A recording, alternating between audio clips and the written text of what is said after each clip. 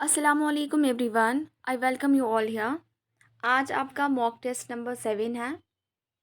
Mock test को start करने से पहले अगर आप चैनल पर नए हैं तो इसे ज़रूर सब्सक्राइब करें, बाकियों के साथ शेयर करें ताकि सबको फ़ायदा मिले।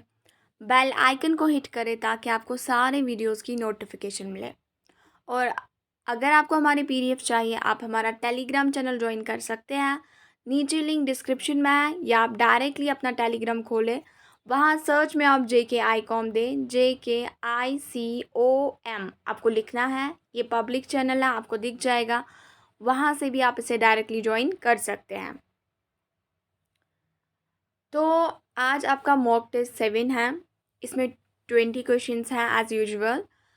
15 आपका स्कोर रहना चाहिए। अगर उससे कम है तो घबराने की ज़रूरत नहीं है, लिटिल बिट हार्ड वर्क की ज़रूरत है। आप भी इम्प्रूव कर सकते हैं अपनी रैंक को।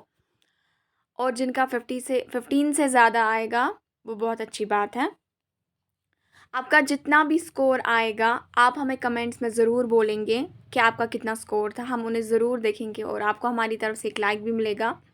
और हमारे वीडियोस, हमारे मॉक टेस्ट अच्छे लगे इन्हें ज़रूर लाइक करें।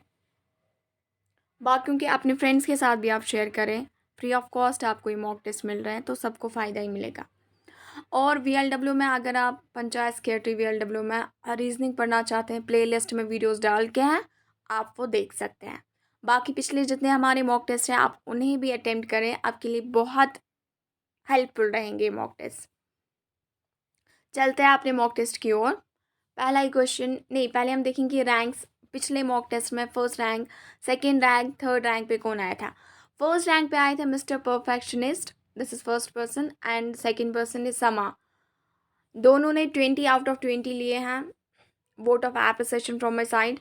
सेकंड रैंक ली है इश्तियाक अहमद ने, बशारत बशीर ने, डार ताबिश ने, याज अहमद लोन ने, अंजुम रीनू ने।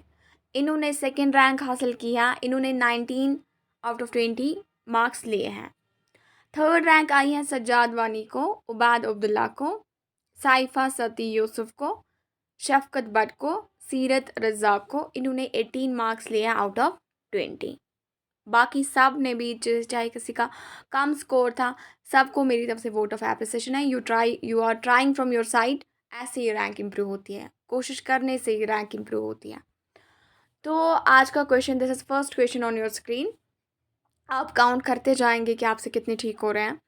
पहला ही क्वेश्चन है, the capital of Lakshadweep is. Lakshadweep UT है इंडिया की, और वो भी वाटर बॉडीज़ में नीचे साउथ में है। ये वाटर बॉडीज़ में आपको बोलना है इसकी कैपिटल कौन है। पोर्ट ब्लेयर, सिलवासा, अजयवाल, कवारती। इन चारों में से इसकी कैपिटल कौन है। You try from your side. The right answer for this question is Kavaratti. Kavaratti is capital of Lakshadweep, so this answer goes right for this question. Second question is on your screen. Through which one of the following Indian states the Tropic of Cancer does not pass?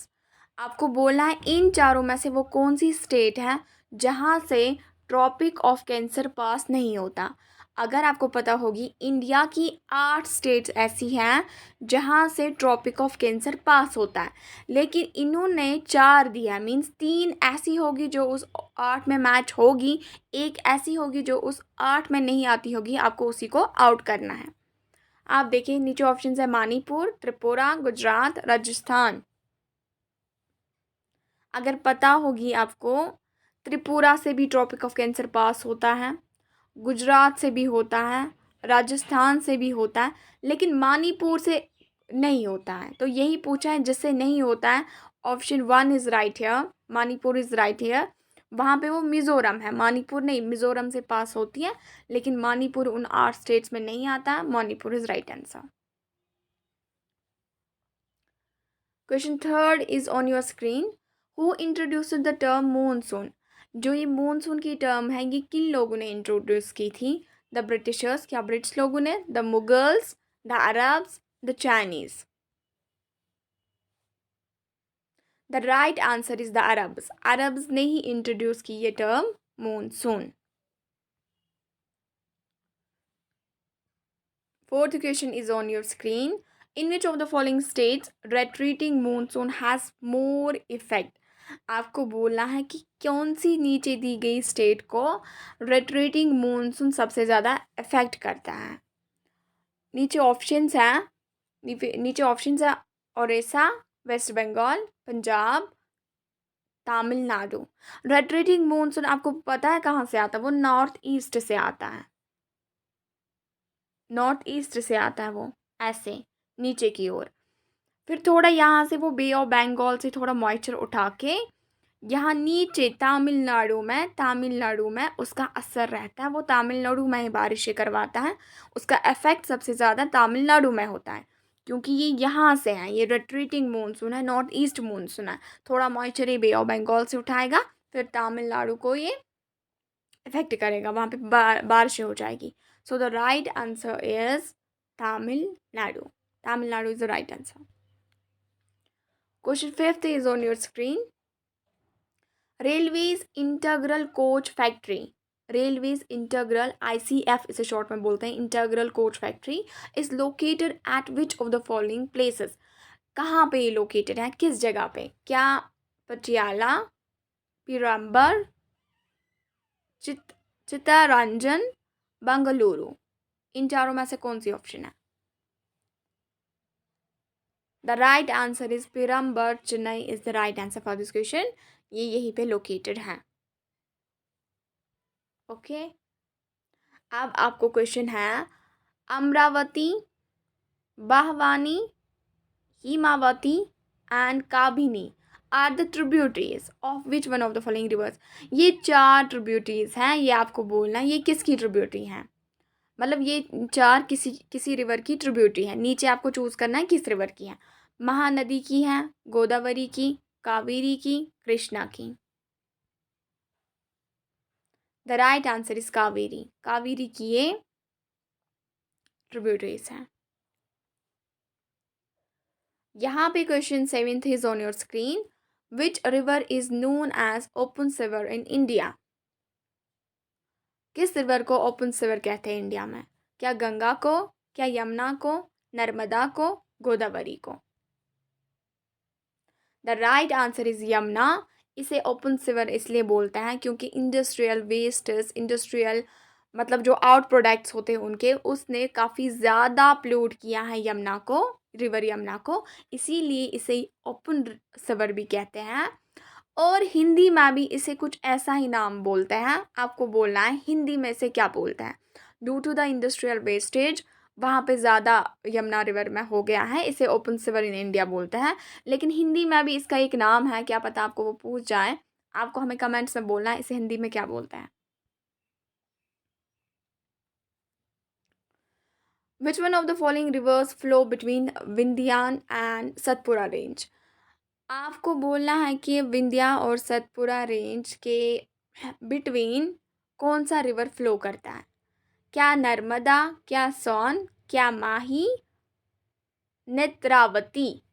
इन चारों में से कौन है? The right answer is Narmada. Narmada ही इसके बीच में है, ओके, फ्लो करता है। Question 9th is on your screen. Alla Rakha Qureshi, who is popularly known as अल्लाह रखा is an Indian dash player।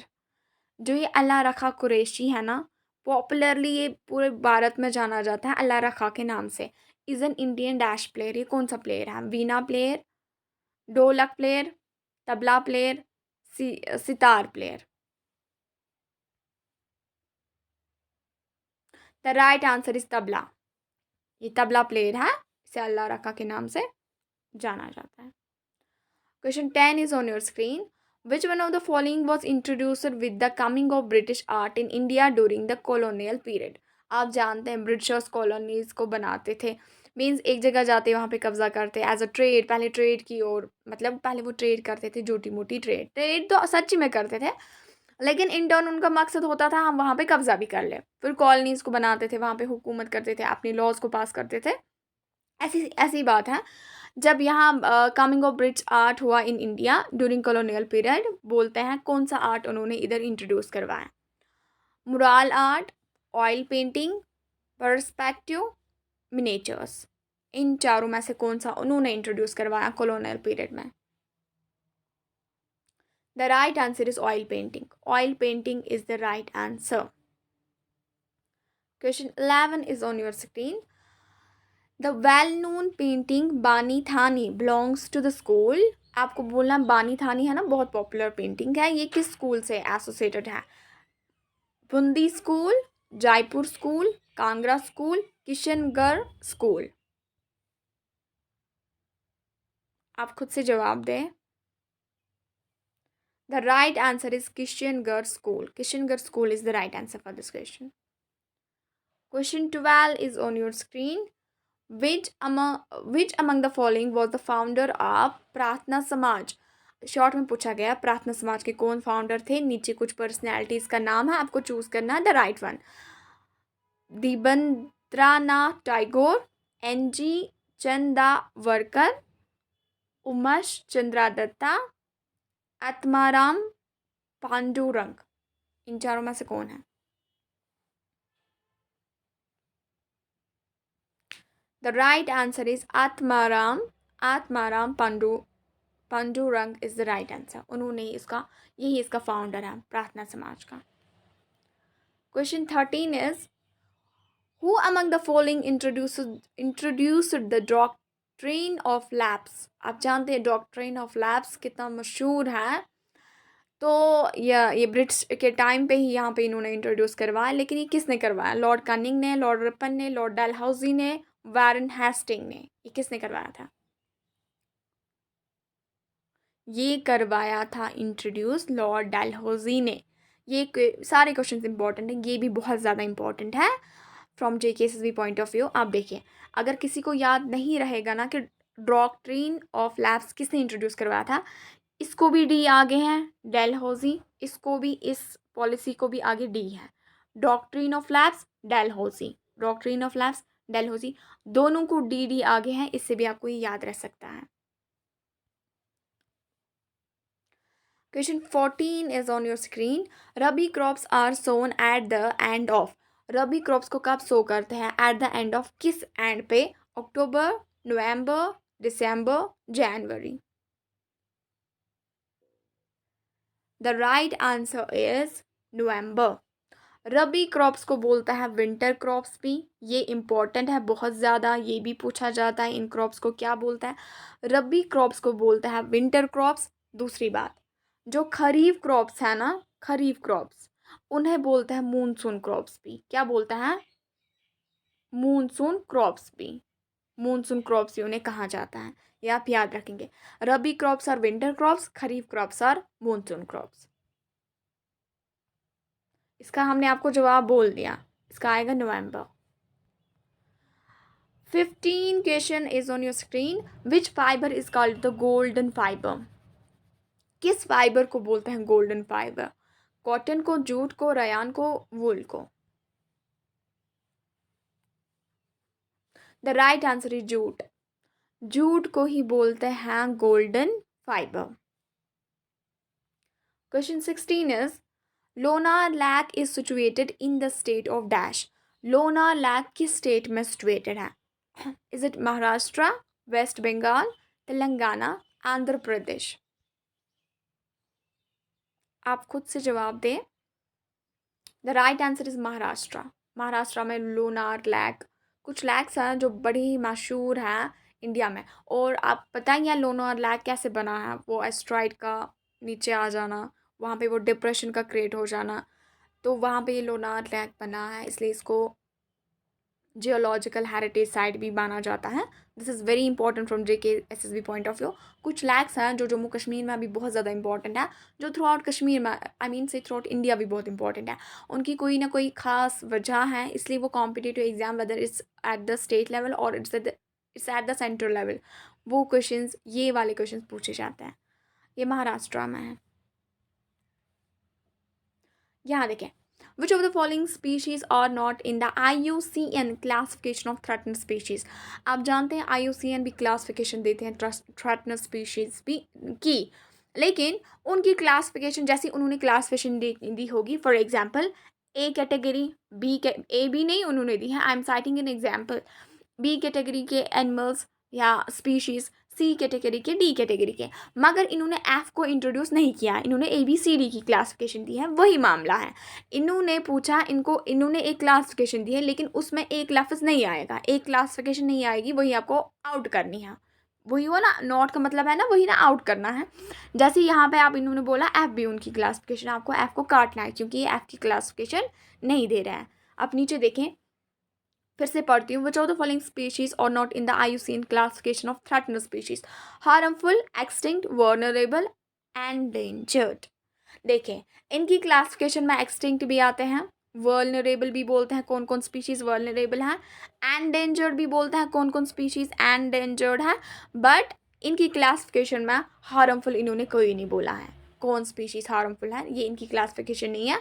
So this goes right answer for this question. Question 18 is on your screen. Which of the following is the basic unit of study of ecology? अगर हमें ecology का basic unit of study देखना हो वो कौन सा है? Is it population, environment, biosphere, ecosystem? The right answer is ecosystem. Question number 19. मटकी is a popular folk dance. मटकी है ना, ये popular folk dance है. Which of the following states? किस state का? क्या असम का, मध्य प्रदेश का, बिहार का, राजस्थान का? आप जवाब दें। The right answer is Madhya Pradesh. Madhya Pradesh is the right answer. Question is on your screen. Troposphere and thermosphere belongs to. Troposphere और थर्मोस्फेयर किससे बिलोंग करता है? क्या ये एटमॉस्फेयर से बिलोंग करता है, लिथोस्फेयर से, हाइड्रोस्फेयर से, बायोस्फेयर से? The right answer is atmosphere. आप जानते हैं एटमॉस्फेयर की लेयर्स हैं, स्ट्रेटोस्फेयर है, ट्रोपोस्फेयर है, थर्मोस्फेयर है, मीजोस्फेयर है, आयोनोस्फेयर है। एटमॉस्फेयर की लेयर्स का कुछ कुछ नाम दिया गया है, तो उसमें से दो ये भी है, थर्मोस्फेयर, ट्रोपोस्फेयर। ये बिलोंग करती है एटमॉस्फेयर से, सो एटमॉस्फेयर गोज राइट आंसर है। आज का मॉक टेस्ट ख़त्म हो गया। आपका जितना भी स्कोर आया होगा आप हमें कमेंट्स में ज़रूर बोलेंगे, और आप जितना हो सके आपसे अपने फ्रेंड्स के साथ, जिन लोगों को आप जानते हैं उनके साथ शेयर करें। हमारे मॉक टेस्ट अच्छे लगे इन्हें ज़रूर लाइक करें। आप इतना तो कर सकते हैं ना, बाकी उनके साथ शेयर करें। सो हम आपका ज़रूर देखेंगे आपका स्कोर क्या रहा है। This is enough for today. Have a nice day.